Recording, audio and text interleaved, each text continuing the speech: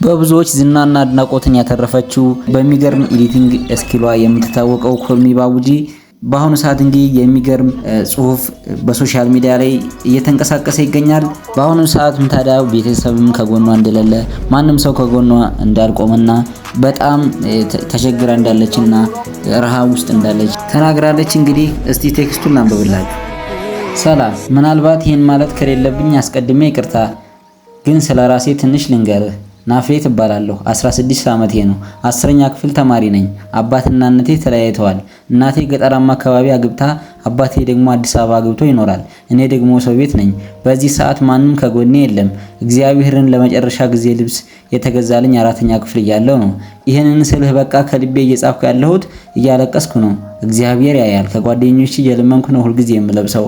አባቴ በጣም ሃርድ ሰው ነው። በጣም ይመታኝ ነበር። ኤሌመንተሪ እያለሁ ምግብ ሆነ የትምህርት ቁሳቁስ ትምህርት ቤቱ ነበር የሚያሟላልኝ። ሃይስኩል ደግሞ የለም፣ የመንግስት ትምህርት ቤት ነው የምማረው እና በቃ አሁን ላይ ሁሉም ነገር በጣም ከብዶኛል። ማንም ለኔ የሚያስብ ሰው የለም። እዚህ ደግሞ በኔ ላይ ምንም ነገር ወጪ ማውጣት አይፈልጉም። በቃ በጣም ነው የሚርበኝ። ራሱ በረሃብ የተነሳ ራሱ ይጥለኝ ነበረ። አቅም የለኝም እና ከዚህ በላይ ማርዘም አልፈልግም። ይሄው በስቷል። ይቅርታ። የትምህርት ማቴሪያል፣ ምግብና ልብስ ድጋፍ የሚያደርግልኝ ሰው ባገኝ ይህን 2 ዓመት ትምህርቴን አቋርጬም ቢሆን ወይም ስራ ባገኝና ቤት ተከራይቼ በኖርኩ እላለሁ። ግን ለሁሉም ነገር የሚረዳኝ ሰው አጣሁ። እግዚአብሔርን የምለው ከልቤ እያለቀስኩ ነው። በቃ እየጻፍኩ ያለሁት በጣም ከምለው በላይ ደክሞኛል። ደግሞ ሪፖስት አድርገህልኝ ነበር ቪዲዮዬን፣ በጣም አመሰግናለሁ። ፕሊስ አሁንም ቢሆን ፔጅን ቼክ አድርገው። ከቻልክ ቪዲዮ ብሰራልኝ የሚረዳኝ ሰው ባገኝ ፕሊስ። ደግሞ ቴክስቱን አክሴፕት አድርግልኝ ባትሰራውም እንኳ እና በቃ ለጽሁፍ ብዛት በጣም ይቅርታ። ከቻልክ ግን ተባበረኝ። ስለ ሁሉም ነገር አመሰግናለሁ። ያንዱ ሰውዬ መቃብር ላይ ምን ብሎ ተጽፏል መሰላችሁ? መጀመሪያ ሳወራ ስናገር አልተረዳችሁኝም፣ አላመናችሁኝም አይደል? አሁን አመናችሁኝ አይደል? ይላል ሰው በህይወት ያላችሁ ማንም ዞር ብሎ ያያችሁ፣ ትለማመጡት፣ ስለምኑት፣ ትነግሩት ማንም አይገባቸውም እኮ። ስትሄዱስ ስትሞቱስ ሀገር አቋርጦ ነው ሰው ሊቀብር የሚመጣው።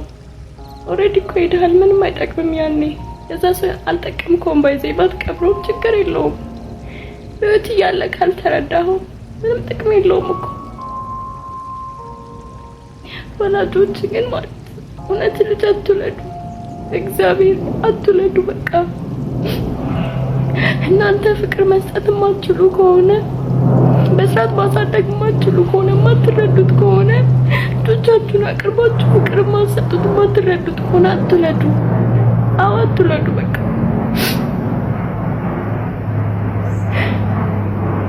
ያው እንግዲህ ሁሉ ነገር እንደሰማችሁት ነው። እስቲ ከዚህ በፊት የሰራቻቸውን ቪዲዮዎች እስቲ ሼር ላድርግላችሁ። ላይክ 2-3 መኪና አድርጎ በአንድ ሰዓት የሚቀይረ ሰው ማለት ነው። አዎ እንዴ ይሄ እኮ ስንት መኪና ይገዛል? ተጫዋች ነው መሰለኝ። እንደዛም ሆኖ ጥሩ ወፈር አይሆንም። ገባ?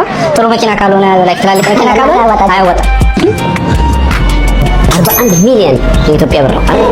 41 ሚሊዮን የኢትዮጵያ ብር። አንተ 200 ብር አልነበር እንዴ? አያቁም በደ 41 ሚሊዮን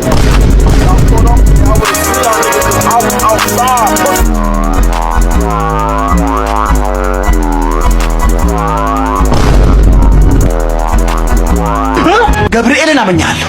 ያው ፈጣሪን አመኛለሁ።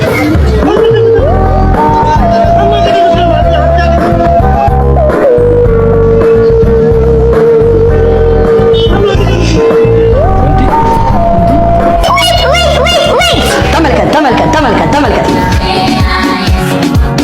ኧረ ምን ጉድ ነው? ወጥቷንሳለስ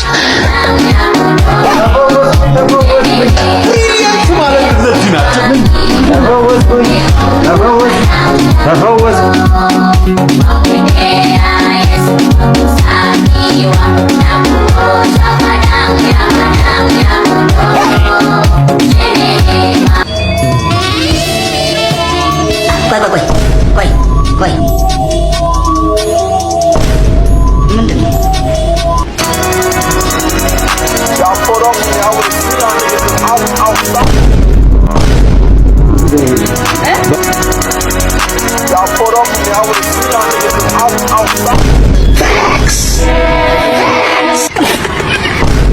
ያው እንግዲህ በአሁኑ ሰዓትም ታዲያ የብዙዎችን ልብ ነክቷል።